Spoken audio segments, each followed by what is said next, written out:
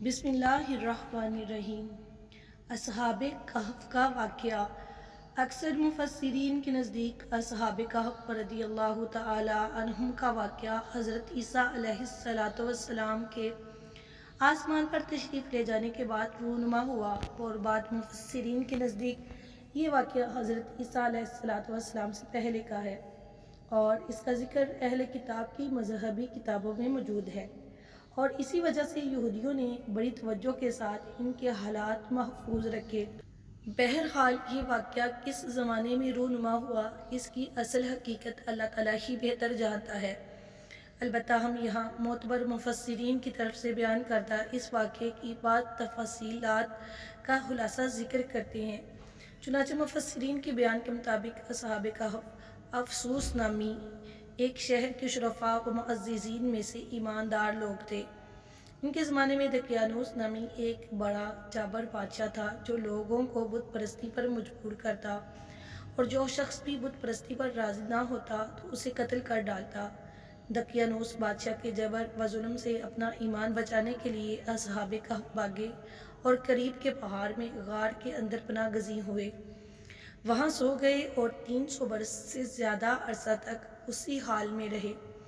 بادشاہ کو معلوم ہوا کہ وہ ایک غار کے اندر ہیں، تو اس نے حکم دیا کہ غار کو دیوار کھینچ کر بند کر دیا جائے، تاکہ وہ اس میں مر کر رہ جائیں اور وہ ان کی قبر ہو جائے۔ یہی ان کی سزا ہے۔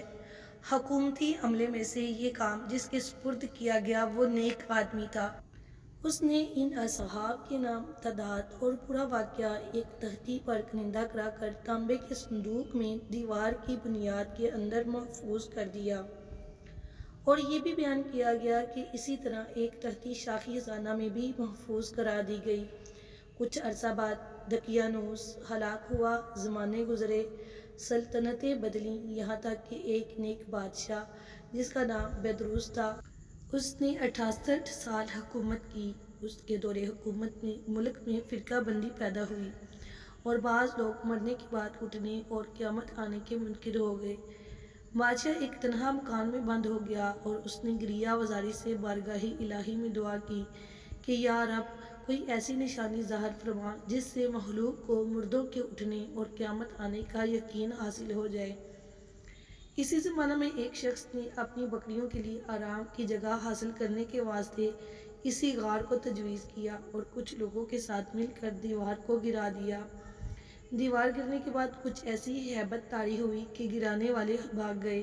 اصحاب کہف اللہ تعالیٰ کے حکم سے فرحاں بشادہ اٹھے، چہرے شگفتہ، طبیعتیں خوش، زندگی کی تر و تازگی موجود، ایک نے دوسرے کو سلام کیا اور نماز کے لیے کھڑے ہو گئے۔ نماز سے فارغ ہو کر یملیحہ سے کہا کہ آپ جائیے اور بازار سے کچھ کھانے کو بھی لائیے، اور یہ بھی خبر لائیے کہ دقیانوس بادشاہ کا ہم لوگوں کے بارے میں کیا ارادہ ہے۔ وہ بازار گئے تو انہوں نے شہر پناہ کے دروازے پر اسلامی علامت دیکھی، اور وہاں نئے لوگ پائے۔ یہ دیکھ کر انہیں تعجب ہوا کہ یہ کیا معاملہ ہے۔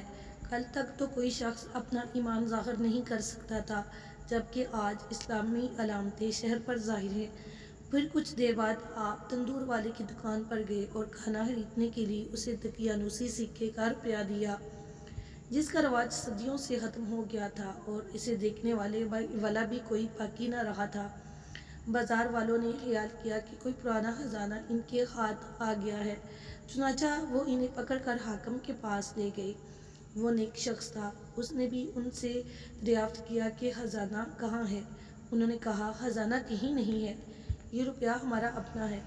حاکم نے کہا یہ بات کسی طرح قابل یقین نہیں، کیونکہ اس میں جو سال لکھا ہوا ہے وہ 300 برس سے زیادہ کا ہے، اور آپ نوجوان ہیں، ہم لوگ بوڑھے ہیں، ہم نے تو کبھی یہ سکہ دیکھا ہی نہیں۔ آپ نے فرمایا میں جو دریافت کروں وہ ٹھیک ٹھیک بتاؤ تو مسئلہ حل ہو جائے گا۔ یہ بتاؤ کہ دقیانوس بادشاہ کس حال و خیال میں ہے۔ حاکم نے کہا کہ آج روئے زمین پر اس نام کا کوئی بادشاہ نہیں، سینکڑوں برس پہلے ایک بے ایمان بادشاہ اس نام کا گزرا ہے۔ آپ نے فرمایا کل ہی تو ہم اس کے خوف سے جان بچا کر بھاگے ہیں، اور میرے ساتھی قریب کے پہاڑ میں ایک غار کے اندر پناہ گزین ہیں، چلو میں تمہیں ان سے ملا دوں۔ حاکم اور شہر کے سردار اور ایک کثیر مخلوق ان کے ہمراہ غار کے کنارے پہنچ گئے۔ اصحاب کہف یملیحہ کے انتظار میں تھے۔ جب انہوں نے کسی لوگوں کے آنے کی آواز سنی تو سمجھے کہ یملیحہ پکڑے گئے اور دقیانوسی فوج ہماری جستجو میں آ رہی ہے، چنانچہ وہ اللہ عز و جل کی حمد میں مشغول ہو گئے۔ اتنے میں شہر کے لوگ پہنچ گئے اور یملیحہ نے بقیہ حضرات کو تمام قصہ سنایا۔ ان حضرات نے سمجھ لیا کہ ہم اللہ تعالیٰ کے حکم سے اتنا طویل زمانہ سوئے رہے اور اب اس لیے اٹھائے گئے ہیں کہ لوگوں کے لیے موت کے بعد زندہ کیے جانے کی دلیل اور نشانی بنے۔ جب حاکم شہر غار کے کنارے پہنچا تو اس نے تانبے کا صندوق دیکھا، اس کو کھلوایا تو تختی برآمد ہوئی۔ اس تختی میں ان اصحاب کے اسماء اور ان کے کتے کا نام لکھا تھا۔ یہ بھی لکھا تھا کہ یہ جماعت اپنے دین کی حفاظت کے لیے دقیانوس کے ڈر سے اس غار میں پناہ گزین ہوئی ہے۔ دقیانوس نے خبر پا کر ایک دیوار سے انہیں غار میں بند کر دینے کا حکم دیا۔ ہم یہ حال اس لیے لکھتے ہیں تاکہ جب کبھی یہ غار کھلے تو لوگ ان کے حال پر مطلع ہو جائیں۔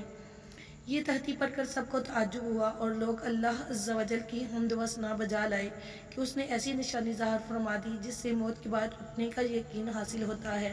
حاکم شہر نے اپنے بادشاہ بدروس کو واقعہ کی اطلاع دی، چنانچہ بادشاہ بھی بقیہ معززین اور سرداروں کو لے کر حاضر ہوا اور شکر الہی کا سجدہ بجا لایا کہ اللہ تعالیٰ نے اس کی دعا قبول کی۔